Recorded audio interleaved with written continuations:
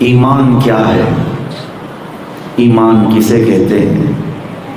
شاعر مشرق اقبال نے کہا اپنے آپ کو رسول اللہ کے قدموں تک پہنچا دو، یہی ایمان ہے، یہی دین ہے، اور اگر ان تک نہیں پہنچ سکے تو زندگی ابو لہب کی طرح ہے۔ ایمان کی جان مصطفیٰ کریم کی ذات ہے۔ آج یوم صدیق اکبر بھی منایا گیا۔ میں کہتا ہوں میرے عزیزو، اگر ایمان کی دولت کہیں سے حاصل کرنا ہو تو صدیق اکبر کے قدموں سے حاصل کرو۔ ایمان کی کیفیت، ایمان کی سچائی، ایمان کی صداقت وہ حضرت ابوبکر صدیق کی زندگی سے ہمیں صاف ملتی ہے۔ ہم مسلمان ہیں، ہم مومن کہلاتے ہیں، تو ایمان صرف یہ ٹوپی داڑھی کا نام نہیں ہے، نہ ہی جبے کپے کا نام ہے، اور نہ ہی ایمان صرف تمہارے نام رکھنے کا، احمد، محمد، عبداللہ، خالد نام رکھنے کا نام بھی ایمان نہیں ہے۔ ایمان تو ایک کیفیت ہے، وہ دلوں کے اندر ہوتی ہے۔ اسی لیے دو چیزوں کے بارے میں کوئی بھی آج ایگزیکٹ نہیں بول سکتا، یعنی آپ مسلمان ہیں یہ کہا جائے گا، میں مسلمان ہوں یہ کہا جائے گا، مومن ہے یا نہیں یہ صرف اللہ جانتا، کیونکہ ایمان کا تعلق دل سے ہے۔ اور اسی طرح سے کون منافق ہے اس کا بھی کوئی ایگزیکٹ نہیں کہہ سکتا، کیونکہ نفاق بھی دل کی کیفیت کا نام ہے۔ تمہارا ایمان کتنا ہے؟ قرآن سے بھی میں عرض کروں گا اور احادیث بھی آپ کے سامنے ذکر کرتا ہوں۔ اپنے اپنے ایمان کو چیک کرو، ایک ٹیمپریچر کتنا ہے، ایک تھرمامیٹر آپ کے سامنے رکھتے ہیں، اس آلے کے ذریعے سے آپ اپنے آپ کو آزما کر کے دیکھیں اب ہمارا ایمان کتنا ہے۔ پہلی بات تو یہ ہے کہ قرآن کہتا ہے انما المؤمنون الذین اذا ذکر اللہ وجلت قلوبهم وَإِذَا تُلِيَتْ عَلَيْهِمْ آيَاتُهُ زَادَتْهُمْ إِيمَانًا وَعَلَىٰ رَبِّهِمْ يَتَوَكَّلُونَ۔ ایمان والے تو وہ ہیں جن کے سامنے اللہ کا ذکر آئے تو دل چھلک پڑے، دلوں کے اندر خوشی جگمگائے۔ پہلی علامت ایمان والے کی، اللہ کا نام سنتے ہی وہ خوش ہو جائے، وَجِلَتْ قُلُوبُهُمْ، دل مچل جانا چاہیے۔ وَإِذَا تُلِيَتْ عَلَيْهِمْ آيَاتُهُ زَادَتْهُمْ إِيمَانًا، اور جب ان کے پاس اللہ کی آیتیں تلاوت کی جائیں تو ایمان اور بڑھ جاتا ہے۔ قرآن کی آیتیں ان کے سامنے تلاوت کی جائیں تو ایمان میں اضافہ ہو جاتا ہے، بڑھ جاتا ہے۔ یہ دوسری علامت۔ اور تیسری علامت ایمان والوں کی، وَعَلَىٰ رَبِّهِمْ يَتَوَكَّلُونَ، ایمان والے صرف اور صرف اپنے رب پر بھروسہ کرتے ہیں، صرف اپنے رب پر بھروسہ کرتے ہیں۔ یہ کہنا آسان ہے، کہنا آسان ہے، لیکن میرے عزیزو پریکٹیکل زندگی میں دیکھا جائے چھوٹی موٹی چیزوں کو لے کر کے ہم فکر میں مبتلا رہتے ہیں، اب کیا ہوگا، تب کیا ہوگا۔ یہ تمہارے یقین اور تمہارے توکل اور تمہارے ایمان کا امتحان ہوتا ہے۔ سب کچھ اللہ کے حوالے کر دینا یہ ایمان والے کی علامت ہے، لیکن سب کی لائف میں ایسا ہوتا نہیں۔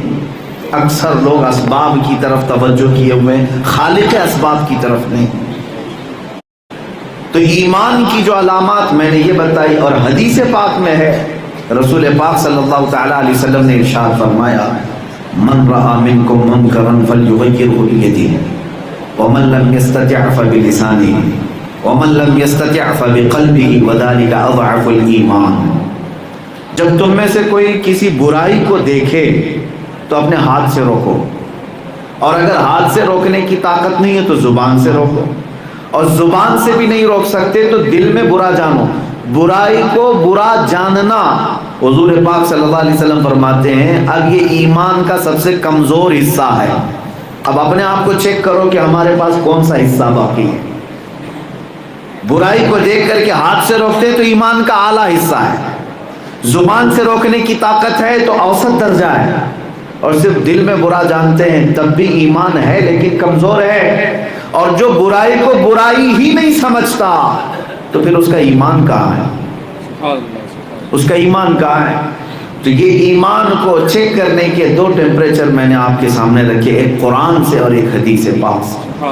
لیکن کل ملا کر کے میں آپ کو بتاؤں ایمان کا لب لباب خلاصہ کیا ہے، ایک حدیث میں سب جمع کر دیا میرے مصطفیٰ نے۔ رسول پاک صلی اللہ علیہ وسلم ارشاد فرماتے ہیں لا یؤمن احدکم حتی یکون ہواہ تبعا لما جئت بہ، تم میں سے اس وقت تک کوئی مومن پکا نہیں ہو سکتا جب تک کہ وہ اپنی ساری خواہشات میری مرضی کے مطابق نہیں کرتا۔